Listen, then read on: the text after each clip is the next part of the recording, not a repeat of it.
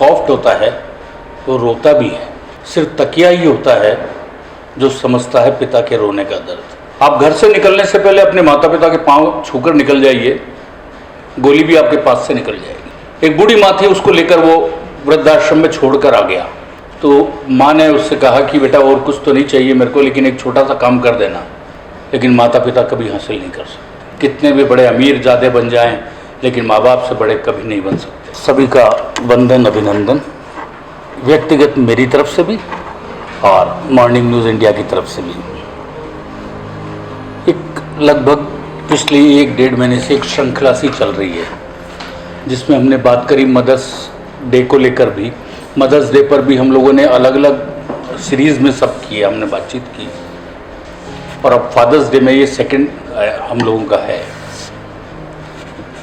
पिता की जहाँ तक बात करते हैं वो एक्सप्रेस नहीं कर पाता, लेकिन उसकी जगह कोई दूसरा ले भी नहीं सकता।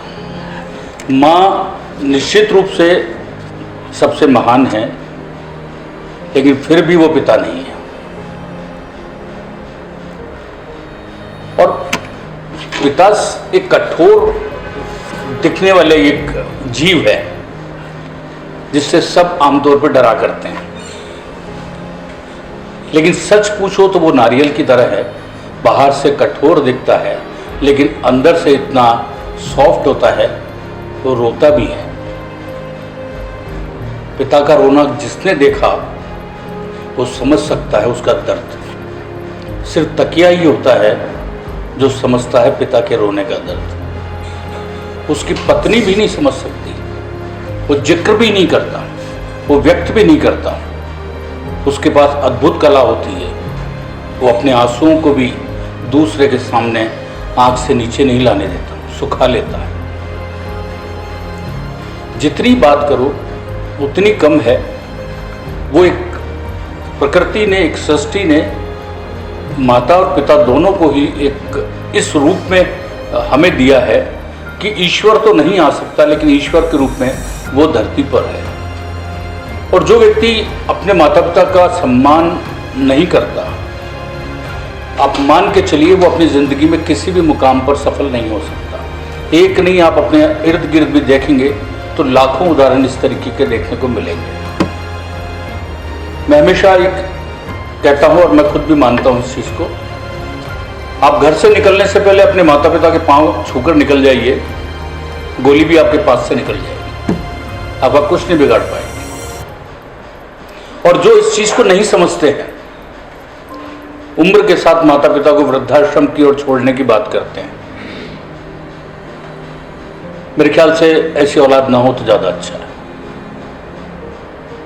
वो दर्द जिस समय नहीं होती वो दर्द तो सहन कर लेता है, लेकिन इतने साल पाल पोस कर वो जो दर्द मिलता है उसको, वो उसको मौत के बहुत करीब ला देता है।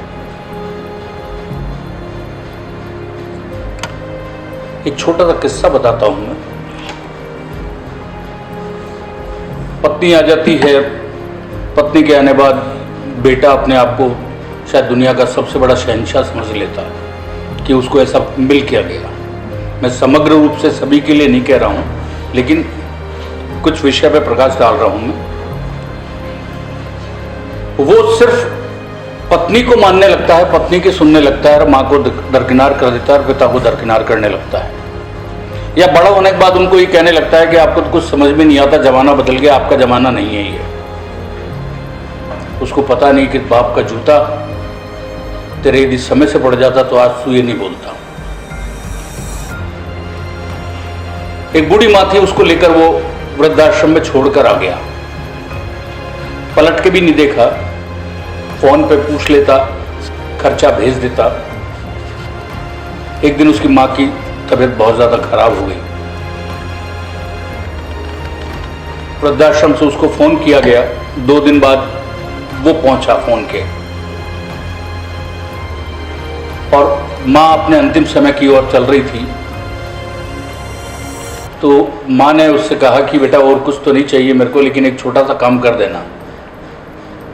इस वृद्धाश्रम में कूलर, पंखे, लाइट की व्यवस्था करा देना, क्योंकि मैंने तो सहन कर लिया, लेकिन जिस दिन तेरी औलादें तुझे यहाँ छोड़ के जाएगी तू ये सहन नहीं कर पाएगा।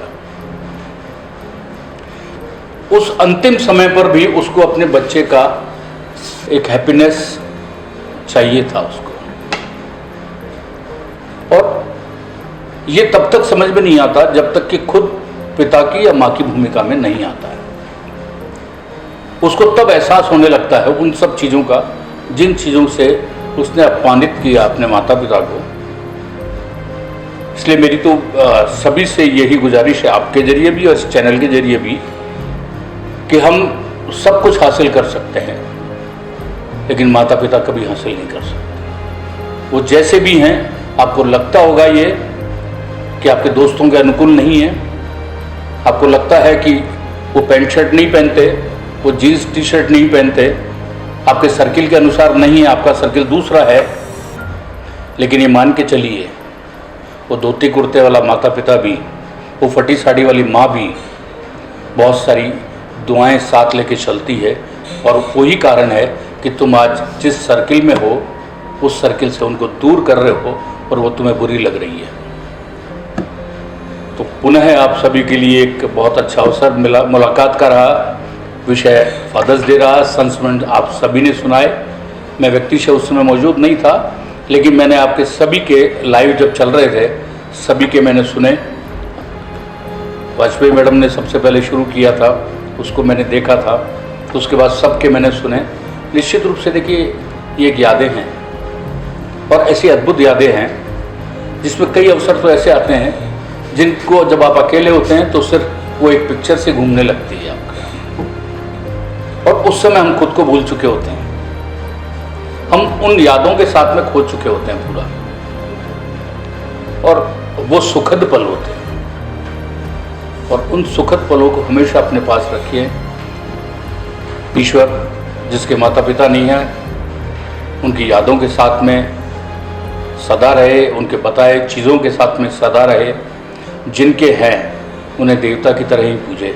आप चाहे कलेक्टर बन जाएं, चाहे एसपी बन जाएं, कितने भी बड़े अमीर ज़्यादा बन जाएं, लेकिन माँ बाप से बड़े कभी नहीं बन सकते। नमस्कार।